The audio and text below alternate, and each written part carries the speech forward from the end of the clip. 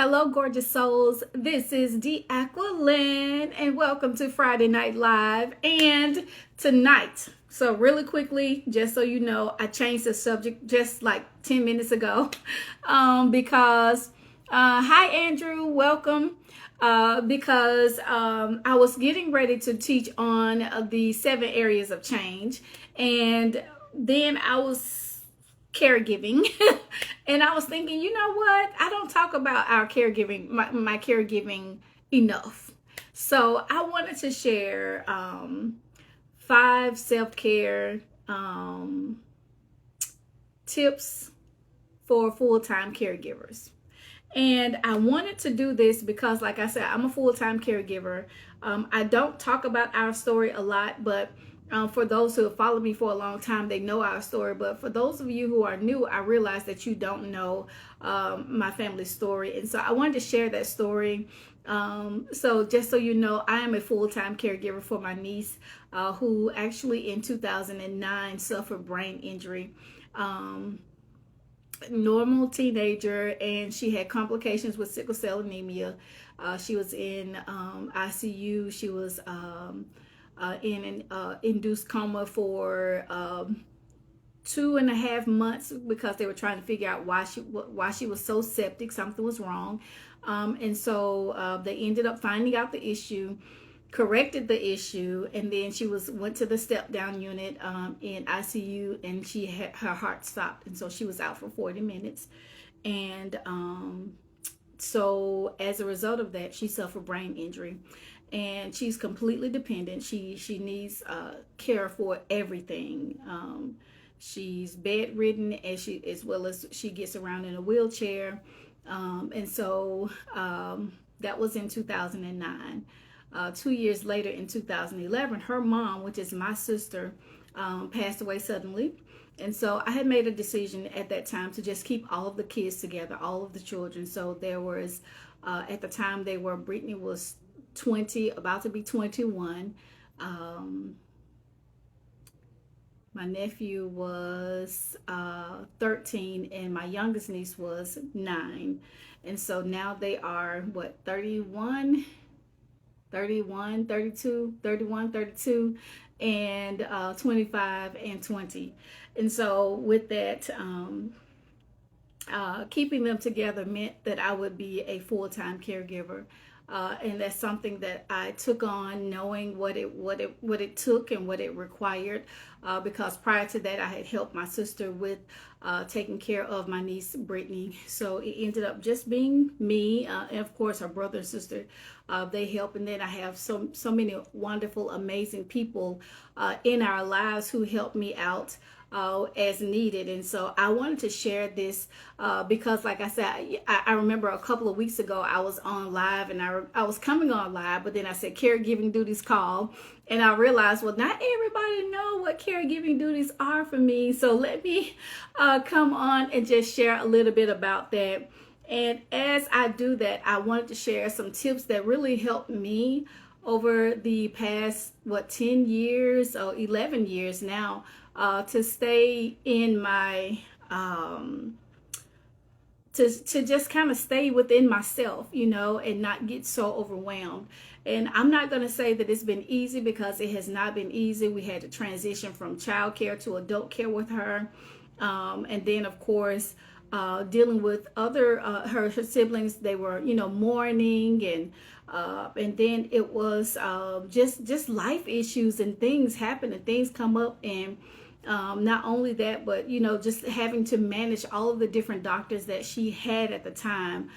She had several, and now she has 3.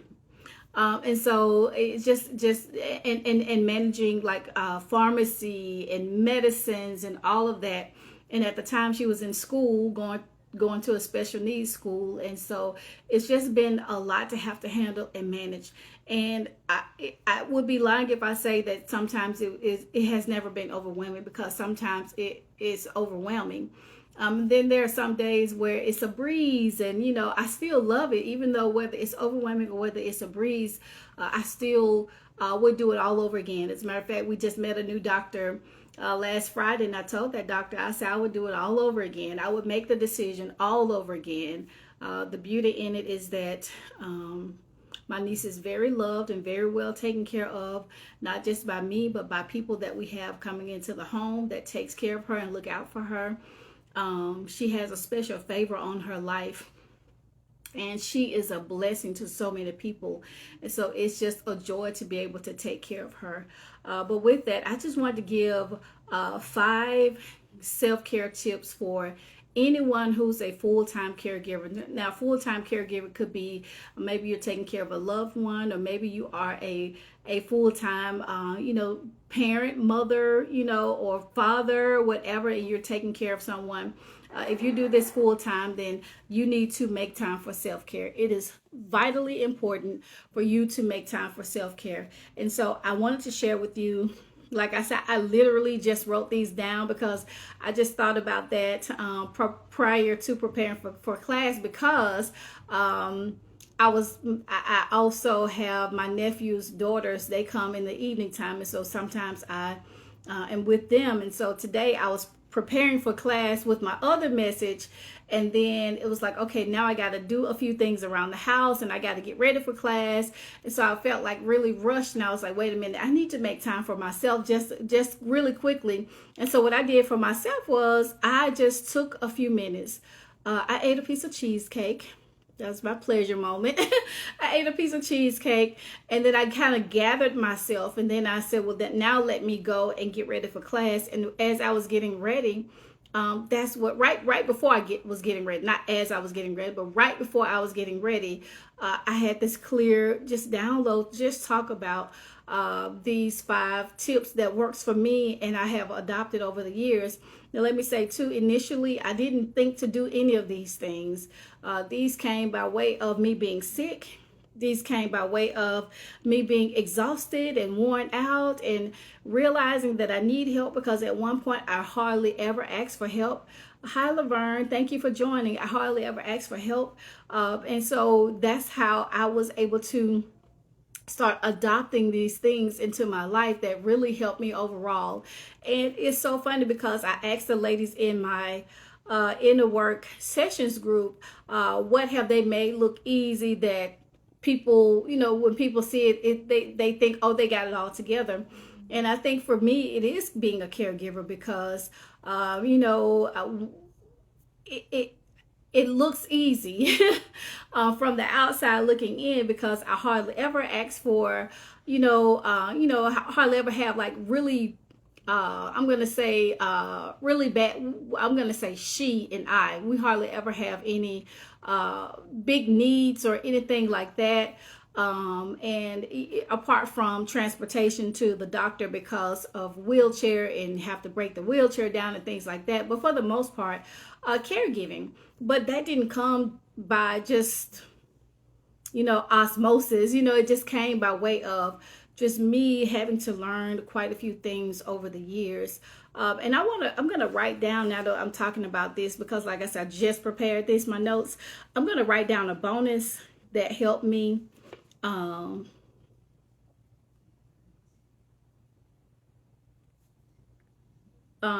And so let's get into it. The 5 tips for full-time caregivers. First thing is you need to make time for yourself every single day. And I know that probably for a person that's a full-time caregiver, that probably seems very overwhelming and seems like, oh my gosh, I don't know if I can do it. I can, make 5 minutes for myself or whatever.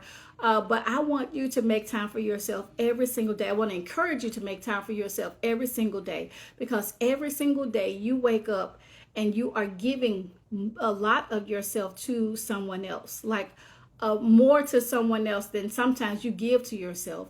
And so you need to make time for yourself every single day, whether it is when you wake up in the morning, you need to meditate or pray, or whether you take 5 minutes to, like I said, I just had a piece of cheesecake, do something for yourself. Make time for yourself. I would say, if nothing else, give yourself 15 to 30 minutes every single day of just me time.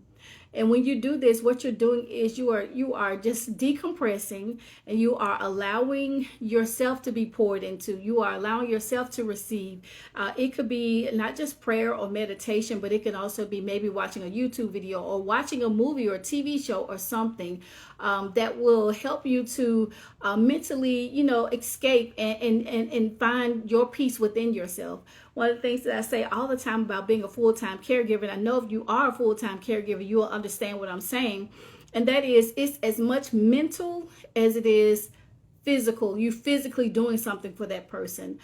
It's always on your mind, especially if that person has medicines, and you got to keep the medicine schedule in your mind. You got to keep the doctor's schedule in your mind. You got to keep all of these reminders in your mind, and you got to make sure that they're taken care of. And as far as my niece goes, she can't communicate and say that she's in pain or anything like that. So I'm having to be even very intuitive and paying attention to her, because I can tell by the way she looks in her eyes, or I can tell by maybe the way, if I move her body a certain way and she fidgets or move a certain way, that lets me know, well, that's uncomfortable for her. So it's as much mental as it is physical. So you're going to need that me time for yourself in order for you to decompress and kind of release the mental capacity that caregiving can really play in your life and in your mind. So you definitely need to do that. That's number one, is make time for yourself every single day. Get your phone and schedule some time, or wake up like 5 or 10 minutes earlier and just sit still or meditate or listen to some music or whatever. I have this playlist that I listen to all the time.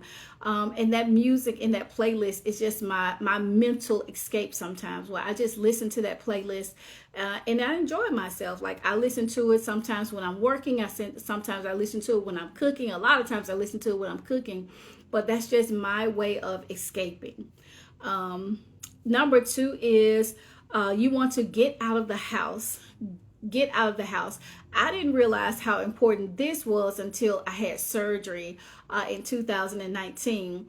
And my getting out of the house then was going to therapy. But you need to get out of the house. You need to schedule time away for yourself. So this kind of goes a little bit with the me time, but this is really taking yourself a step further by taking yourself out of the environment and going somewhere. If nothing but, and I'm not talking about for your chores and going to the grocery store or running errands and things like that, but just doing something for yourself.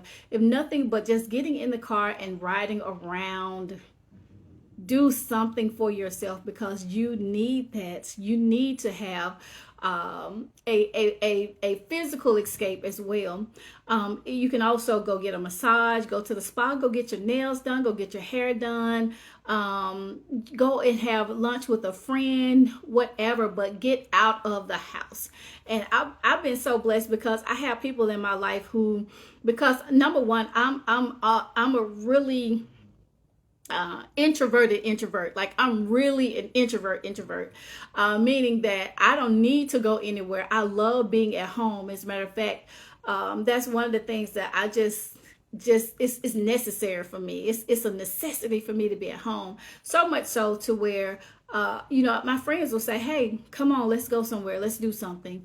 And I'm so grateful to have that in my life, because sometimes I forget, because I'm so in love with being at home, that just having that one thing, or that one escape whenever I get it, it does me so much good. So make sure that you get out of the house, schedule time away. Number three is you want to journal or talk to someone. I just said that caregiving is as much mental as it is physical. So you want to journal your thoughts, journal, what you have on your heart, what you have on your mind, when it comes to being a caregiver, or just come to your life in general. It doesn't necessarily have to be directed towards, I need to talk because I'm a full-time caregiver and, about that, but just your life in general, because guess what? You still have relationships that you manage, and whatever, you still probably running a household. Maybe some people are working and still full-time caregivers. all of that. So you just need to talk to someone. You need to get what's inside out. And so journaling is a great practice whenever you're feeling overwhelmed, whenever you feel like, there is just so much happening that maybe you can't put all the pieces together. Journal and write it down. Write it out, write it out, write it out, or talk it out to someone. Not only is talking and writing good for you and to relieve, but also you get ideas and you get wisdom and knowledge and understanding, and I like to say revelation, and some insight into the next thing that you need to do, or the next route that you need to take when it comes to the person that you're caring about. So writing or talking to someone relieves what's in you, but it also opens you up to receive something new, some new insight, some new wisdom, some new knowledge. So make sure that you talk, especially if you are having some emotions attached to the situation or the condition surrounding caregiving, because that's another thing. You have to deal with other family members, and fortunately I haven't had that part of caregiving for me where other people did not live up to their responsibilities and things like that. I've had it a little bit. There's one area of my life where, or one area of our lives where it is a little challenging with a particular family member, but not so overwhelming to where I know that it is worse for a lot of other people in certain conditions. So you even need to get that out. Talk about whatever the family dynamic is, and who did what and why they did it and how they did it, or whatever that you're not pleased with. Not in a way that you're creating conflict, but in a way that you relieve and express yourself in a healthy way with someone that you can trust, or again by journaling and writing it out. So that's number 3. Number 4 is, and this one, oh my gosh, I didn't do this for the first 2 years of being a caregiver and having the other children. But that is, you have to make your own health a priority. Make your own health a priority. I was making everybody's doctor's appointments and making sure that they went to grief counseling. And like I said, my niece was transitioning from child care to adult care. So she had to go from different doctors, and then her insurance changed, and then she had social workers, and all of these things changed. And I remember the first 2 years, and it dawned on me after that second year, I was like, okay, and I even posted on social media, everybody's doctor's appointments are taken care of, and I'm so excited and happy. And then I thought about it. Everybody's doctor's appointments are scheduled. No, everybody had their doctor's appointments except me. So I had to make myself a priority. And so I had to get, a new doctors and new medical team. And then I started actually having some personal health issues that I'm so grateful that I had those doctors in place, because it could be a completely different situation. So schedule your appointments is a part of making your health a priority. Also, eating properly, resting properly, exercising properly, all of this matters, because, the law of preservation, you got to preserve yourself. They say when you're on a plane and the mask fall, put the mask on yourself first before you put it on someone else. I was just reminded to do that by someone recently in one situation in my life. But we have to do that. We have to make sure that we are making ourselves a priority. We are preserving ourselves and giving ourselves what we need so that we can have longevity to be able to take care of the person that we are taking care of. So make sure that you make your health a priority. You are valuable and you are important, especially to the person that you are giving care for. So do that. And the last one is ask for help. And accept help if someone offers to help you. Ask for help. Don't be afraid to ask for help. The worst that a person can say is no. And if they say no, guess what? You already have been doing and already are doing the thing that you may be needing them for. You're already doing it. You're already fulfilling that need. Well, if they say yes, then accept the help that they give. But also, if someone asks, "Hey, can I help you?" Accept the help. Now, that used to be a challenge for me because I'm so used to just doing things like I got it, I got it, I got it. I'm the I got it woman. Like I got it, I got it, I got it. And I would always say, "No, I got it. I'm fine. I'm good." Or "We're good. No, I don't need anybody. No, I'm good. I can schedule." People will say, "Hey, you need me to ask somebody to sit with Brittany for you?" And I'm like, "No, I got it." And then I feel like, well, maybe I don't have it because I don't have anyone right now that I can call because everybody's got something to do. So yeah, let me ask you, can you get somebody? So it's all of that. Making sure that you ask for help. You're not in this alone. You are not in this alone. It may feel like it may seem like it, but if you ask for help, then you will get help. And sometimes the help may not even come from your family or even your friends. Not just ask people for help, but ask God for help, and God will start sending people in your life. And so also, again, accept help when it's offered. So let me give you those 5 tips one more time. Number 1 is you want to make time for yourself every single day. Number 2, you want to get out of the house. Number 3, you want to journal or talk to someone. Number 4, you want to make your own health a priority. And number 5 is you want to ask for help and or accept help when it is offered. So I want to give you a bonus, and I just thought to write this bonus when I just talked about how caregiving is as much mental as it is physical. One of the things that really helped me is I created a caregiving book for my niece. And in that caregiving book, it has everything about her and her condition and her situations, her doctors, her medicines, and everything. And what I did was I used that now. I started doing that when she was transitioning from child care to adult care, because there were some things that my sister knew that I had some knowledge of but didn't know for sure. So I had to start doing my research, and it helped me to create that system within myself as a caregiver so that I could remember the pediatric care and all the things that happened, while she was in ICU, and all of those things and all of the medicines and all of the doctors and all of the, things that transpired, all of the social workers and services that she had at that time. And then when she turned 21, all of those things changed. And so all but one thing changed. And so I had to go back and have all of that stuff revamped. And so I did another caregiving book, and I update it annually. Like if the medicines change, it goes in there, everything that goes in that book. And what that did for me was it gave me a sense of calm, and it gave me a sense of if I'm not home, or if someone needs to get access to certain things regarding her, if I'm not physically present, then I can say, "Hey, look in her caregiving book on page XYZ, call this number." Everything is laid out in that book. So I want to encourage you to create a caregiving book. Now, if you need help creating a caregiving book, just send me a message, and I'll be more than happy to share with you what all is in my niece Brittany's.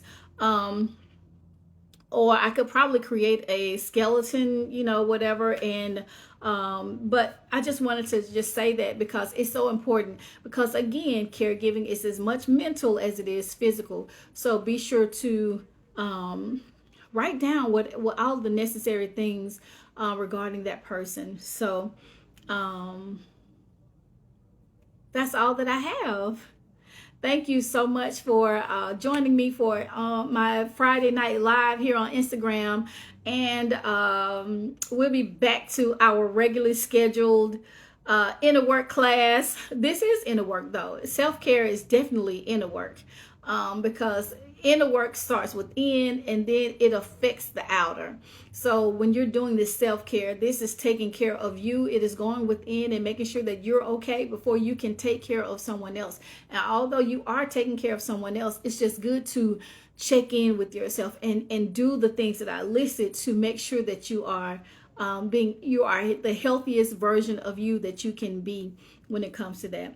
And I want to say another thing too. When I said talk to someone, I said a trusted friend, but also talk to a therapist. If you need therapy, if you need counseling, if you need a life coach, talk to someone, because that's very, very, very helpful. So with that, thank you so much. I appreciate you so much. I appreciate you for taking time out to join me, whether you are here live. Thank you, Laverne. Thank you, Andrew, for being here tonight. But also thank you who are watching this video, watching the playback. I hope and pray that something was said that would benefit you in whatever capacity, especially if you are a full-time caregiver. With that being said, I want you to know that you are the work of God. God's work is wholly lovable and wholly loving. Have an amazing night and a great week. Take care.